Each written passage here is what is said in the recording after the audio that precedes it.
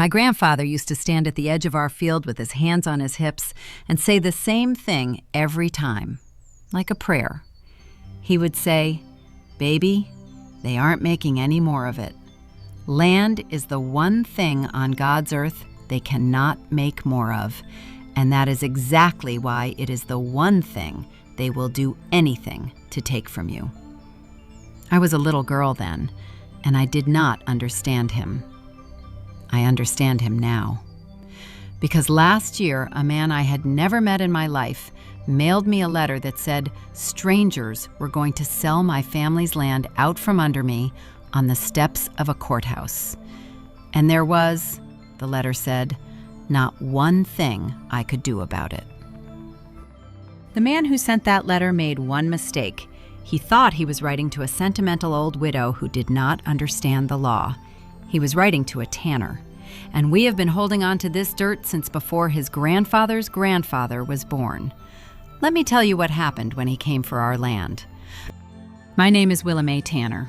I am 58 years old, and I farm 200 acres of the Alabama Black Belt that my family has owned, worked, bled into, and been buried in for more than 150 years. My great-great-grandfather bought the first 40 acres of it in the 1870s. A man who had been born somebody's property and died somebody's landlord, who could not read a word, but who put his mark on a deed and started a line of people who have never, not once in 5 generations, had to ask a white man for a place to stand. I know how he got the money. Because the story came down with the land. He worked. After freedom came, he worked other men's fields for wages so low they were almost an insult to the word. And he saved every coin that did not go to keeping his children alive. For years, in a glass jar he buried under the floor of a rented shack. They say it took him the better part of 10 years to fill that jar enough to walk into a land office and buy 40 acres from a man who only sold to him because the land was poor and rocky and nobody else wanted it. And then that freedman, with his own hands and his children's hands, made that poor, rocky ground produce because he was not afraid of work the way soft men are afraid of work. And over the years, he added 40 acres to it, and then 40 more, until the land nobody had wanted was the best-kept ground in the county. That is the real inheritance, not just the dirt. The proof, written into my own family, that we can take the thing nobody else believes in and make it bear fruit. I was not about to be the one who handed that proof to a man in clean boots. That is who I come from. That is what was on the table. Before I go on, let me say something to the people listening tonight, and I will read every answer. So tell me, did your family ever hold on to something against all odds and hand it down? A house, a piece of land, a name, a trade, a Bible with all the births written in the front? Or did your family lose something they should have been able to keep, taken by people who knew the rules better than they did? Tell me in the comments, because tonight is for everybody who was ever made the keeper of something precious and had to fight to keep it. Now let me tell you about the land, because you cannot understand the fight until you understand what we were fighting for. Our place sits at the end of a red dirt road, and when the sun comes up over the back field, the whole world turns the color of a new penny. I have worked that ground my entire life. I know it the way you know a person you have loved for 50 years. I know which low corner floods in a wet spring and which rise holds the heat for the late tomatoes. I know the exact week the pecans drop. I can stand in my field and crumble the dirt between my fingers and tell you what it needs before any soil test in the county catches up to me. The agriculture men from the university come out sometimes with their charts, and they are good men, and I let them talk. And then I tell them what the land already told me that morning. And most times, the land was right. That is not a brag. That is just what happens when 5 generations of one family pour themselves into the same 200 acres. The land starts talking back. I have buried a whole crop in a drought and watched a season's work turned to dust, and gotten up the next year and planted it again. Because that is what the land teaches you, that you do not get to quit just because it was hard the last time. I have been out in that field at 4 a.m.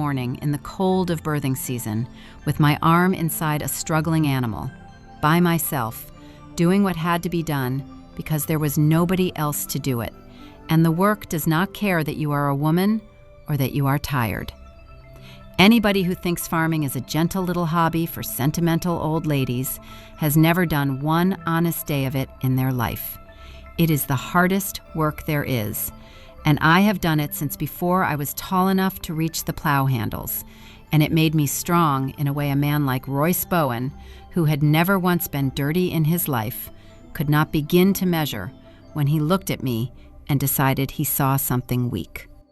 There is a stand of old oaks at the top of the rise, and under the biggest one, the one my great-great-grandfather planted with his own hands the year he bought the place, is where we bury our people.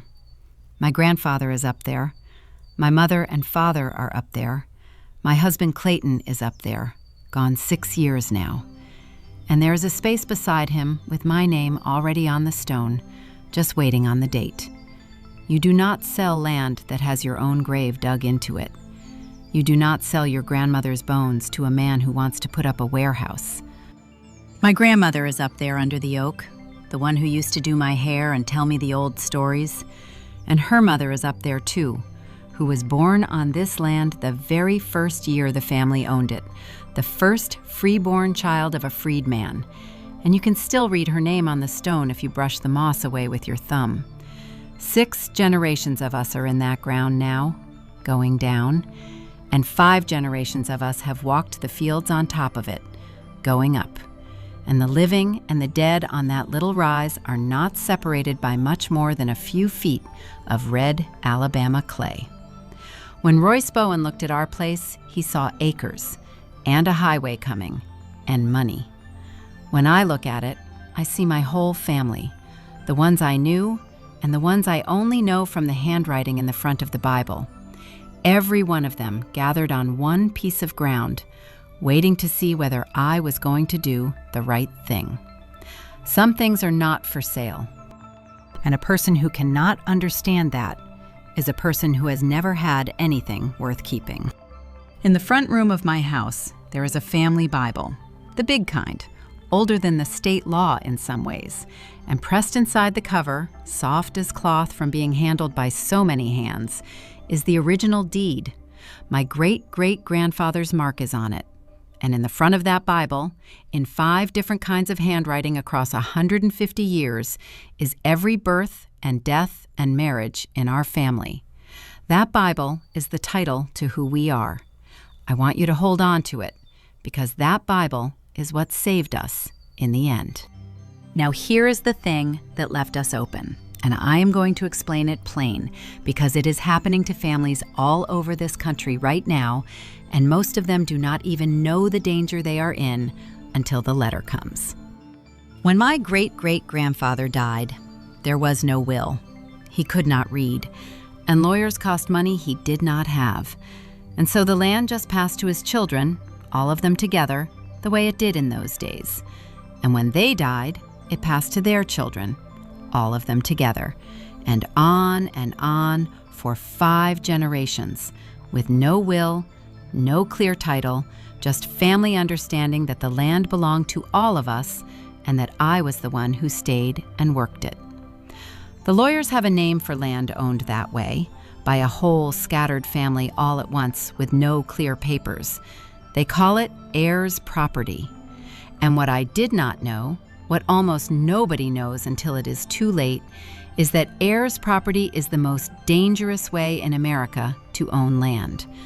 Because by now, 5 generations down, that 200 acres was technically owned by me and by dozens of cousins, second cousins, third cousins, people scattered to Detroit and Chicago and Los Angeles, some of whom I had never met, some of whom did not know they owned a single blade of Alabama grass. Let me make it plain with my own family. My great-great-grandfather had 8 children. Each of those had children, And those had children. Nobody ever wrote a will, because wills were for people with lawyers, and we did not have lawyers. We had each other and an understanding. So that single deed, that one piece of paper with one man's mark on it, had quietly split over 5 generations into more than 60 invisible pieces, scattered into the pockets of more than 60 people, most of whom had no idea they held a piece at all, and most of whom I had never once laid eyes on. On paper, I did not own my own farm. I owned a sliver of it.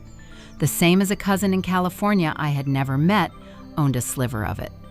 The land that was so completely ours that we had worked and prayed and buried our dead in for 150 years did not legally belong to any single one of us enough to protect it.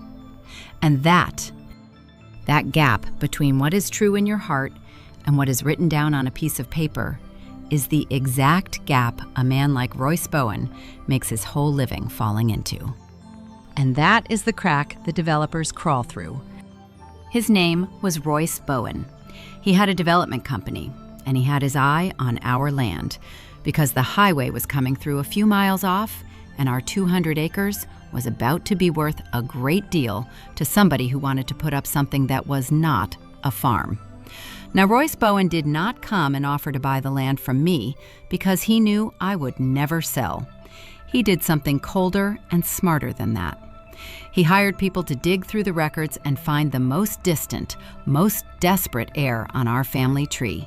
And he found a third cousin of mine, a man I will not name, a man down in hard times in another state with a sick wife and a stack of medical bills, who owned, on paper, a tiny sliver of our 200 acres, a fraction of a fraction, worth almost nothing to him and everything to all of us.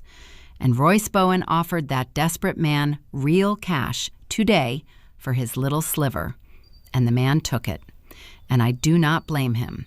That is the part the developers count on, that we will blame each other instead of them. A drowning man grabbed the rope he was thrown. The cruelty was never in my cousin. The cruelty was in the man who went looking for a drowning person to use. Because the second Royce Bowen owned even that tiny sliver of our land, he became, in the eyes of the law, a co-owner. Our co-owner. And as a co-owner, he had the right to do the thing his letter told me he was going to do. He could file what they call a partition action and force the entire 200 acres, all of it, the fields and the house and the oaks and the graves, to be put up for sale at public auction on the courthouse steps, whether the rest of us wanted to sell or not. And at that auction, a cash buyer like Royce Bowen, with deep pockets, would buy the whole thing for pennies on the dollar, while a family like mine, land rich and cash poor, scattered to 4 winds, could never hope to outbid him. That is the loophole. That is how it is done. That is how this country has taken something like 90% of all the farmland black families owned 100 years ago, not with hoods and torches, but with lawyers and a quiet little filing at the county courthouse. And I need you to understand that this is not some rare thing that happened to one unlucky family down in Alabama. This is happening right now, today, to families all over this country, in the city and in the country both. Anywhere a family held on to a little something and never got around to the paperwork, because the paperwork always felt like it was for other people. A house your grandmother left to all her children at once, a few acres back home that everybody owns and nobody owns. The government's own people have called this the #1 way black families in America lose their land, and most folks have never heard the words heirs property in their entire lives until the day the letter comes, the way it came for me. I am telling you all of this in such detail on purpose, so that if you have got an old family place with no clear will behind it, you hear me tonight and you go and fix it before some Royce Bowen finds your family's weakest moment first. Royce Bowen came to see me once, in person, before the hearing. He drove up my red dirt road in a clean white truck, and he stood in my yard in his nice boots that had never touched mud. And he was polite, I will give him that. Polite the way you are polite to someone you have already beaten in your mind. He looked out over the field his company wanted, and he told me how sorry he was that it had come to this, and how complicated the law was, and how a woman in my position really could not be expected to understand all the ins and outs of partition statutes and co-tenancy. And then he made me an offer. Not for the land, he could get the land at auction. He offered to pay me, personally, a nice sum, just to make it easy, just to sign a paper agreeing not to fight and to move out peacefully, and to let an old woman retire somewhere comfortable instead of dragging the whole family through an ugly court fight she was going to lose anyway. He said it all so kindly. That is the part I remember most. There was no meanness in his face at all. To him, this was not cruelty. It was just a Tuesday, just business, just an underused asset and a sentimental obstacle and a clean, quiet way around her. He probably believed he was being generous. He probably drove back down my red dirt road feeling like a decent man who had offered a tired old woman a soft place to land. And I stood in my yard and watched that clean white truck go. And I understood something about how they take everything from us. They do not hate us while they do it. That would almost be easier to bear. They simply do not see us at all. To Royce Bowen, I was not a person with a grandmother buried under an oak tree. I was a line on a page, a slightly inconvenient one, and he had found, he thought, an elegant little way to erase the line. And I want to tell you that I threw him off my land right then, but I promised you the truth, so here is the truth. I almost took it. I sat at my kitchen table that night with his offer in front of me, and I was so tired. I was 58 years old, and my knees hurt, and my Clayton was up under the oak tree where I could not ask him what to do, and the whole thing felt too big. Dozens of cousins I had never met, scattered across the whole country, and I was supposed to what? Find every one of them and unite them, and out-lawyer a man with a development company and a building full of attorneys? On my own? With what money? And a voice started up in me, and it was reasonable, and it was gentle, and it was the most dangerous voice I have ever heard. It said, "Willa Mae, you are an old woman, and you are tired. Take the money. Nobody could blame you. The young people have all moved away to the city. They do not want this hard life. They do not even visit. Maybe it is time. Maybe holding on is just stubbornness and pride.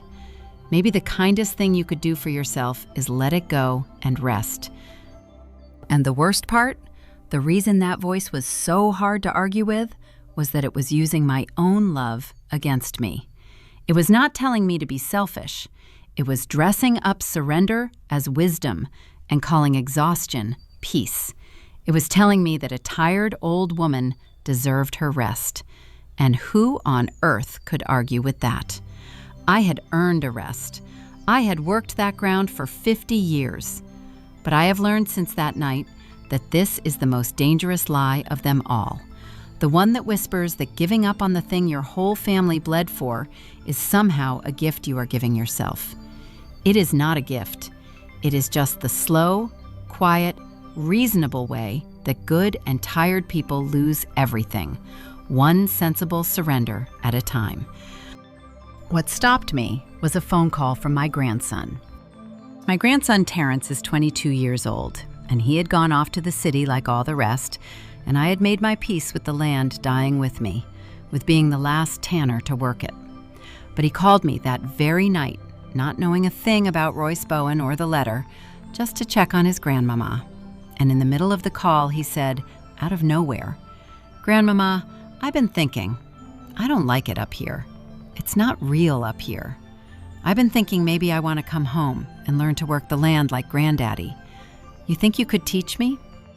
I sat there at that kitchen table with a stranger's check in one hand and my grandson's voice in my ear, asking me to teach him to farm the land that a stranger was about to sell. And I started to laugh. And then I started to cry.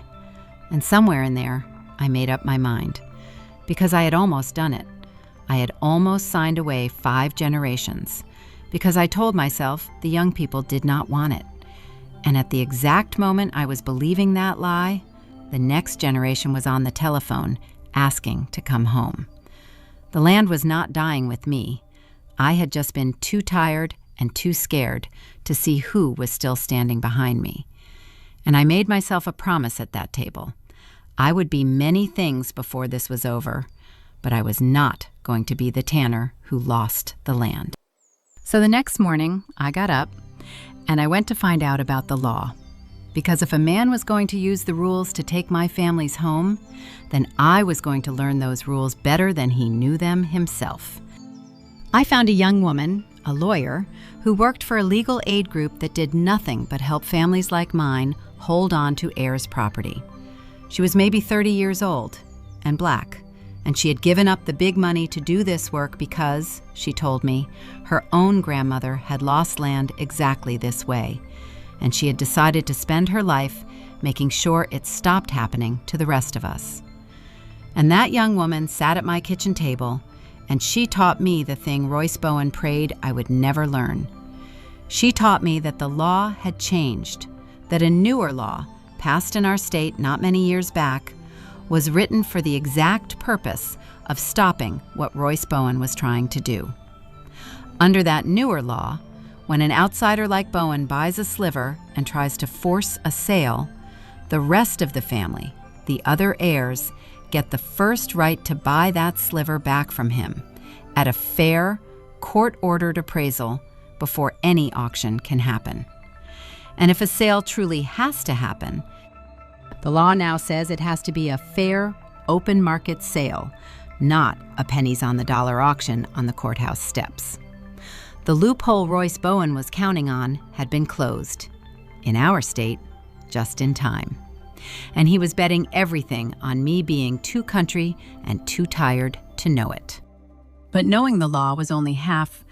The law gave my family the right to buy back that sliver and clear our title forever. It did not give us the money. And it did not give us each other. We were still dozens of scattered strangers who happened to share a great-great-grandfather. So I did the hardest and the most beautiful work of my whole life. I found them. Every one. I started with that Bible, with the births written in the front in 5 generations of handwriting. And I built it out from there. On a notepad at first, and then on a spreadsheet my grandson set up for me when he came home. Every Sunday afternoon, I got on the telephone. I called Detroit, and I called Chicago, and I called Oakland, and I called cousins in towns I had to find on a map. And every call started with suspicion. A stranger calling about land? It sounds like a scam. And ended, almost every time, with somebody crying. Because I was not just calling about a legal share. I was calling to tell a 40-year-old man in Cleveland that his great-great-great-grandfather had bought land with his own freed hands, and that there were oak trees down here with his blood buried under them, and that some developer was trying to take it. And would he stand with us? And one by one, those scattered strangers became a family again. People who had never met drove and flew in from all over this country, and we held a reunion that was really a war council, up under the oaks, by the graves, and I watched cousins meet each other for the first time over the bones of the man who connected them all. And I tell you, Royce Bowen never had a chance against that. There was a cousin from Oakland named Denise, a school teacher, near about my own age, who I had never met one time in my life. And when she got out of that rental car and walked up the rise and saw the oak and the graves, she put her hand flat on the trunk of that tree, the tree her own great-great-grandfather had planted with his hands. And she stood there a long time, not saying one word. And when she finally turned around, her face was wet. She told me she had grown up in a city apartment her whole life, feeling like she came from nowhere, like her family was just something that started when her grandmother got off a train up north.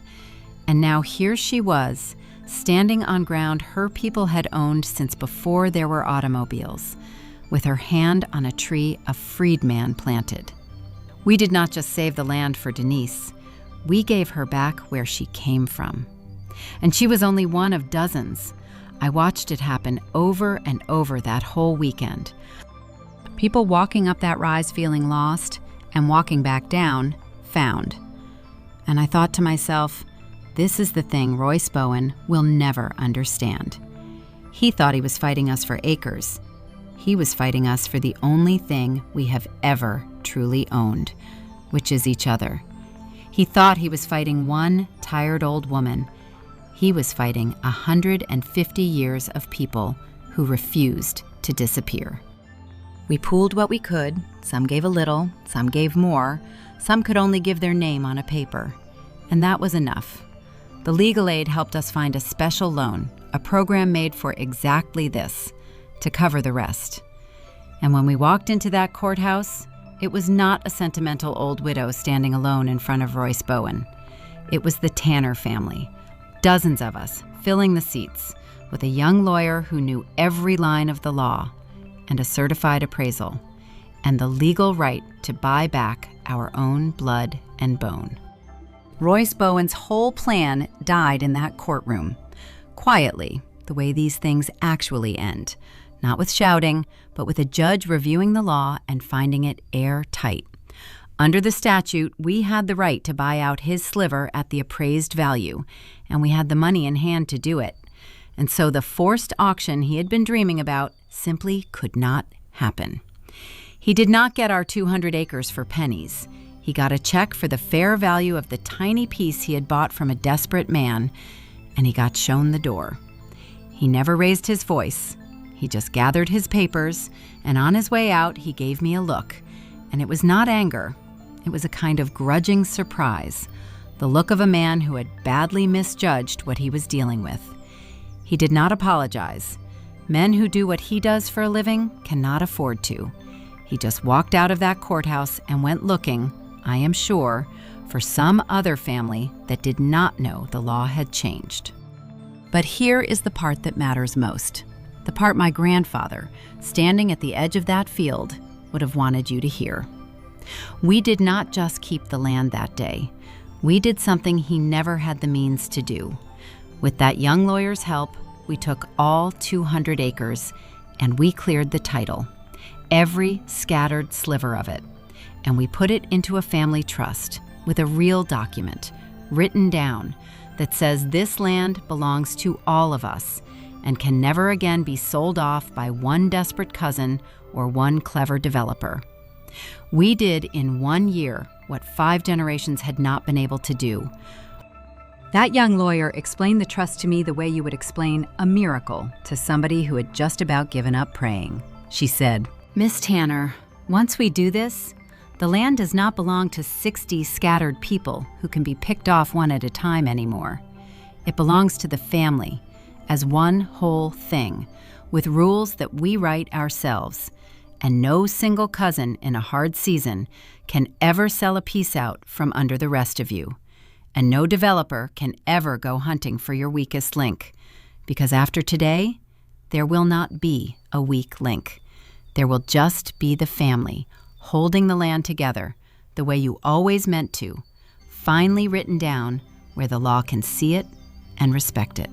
And I signed those papers with my great-great-grandfather's deed, sitting right there on the table next to me, his mark and my name on 2 pieces of paper 150 years apart.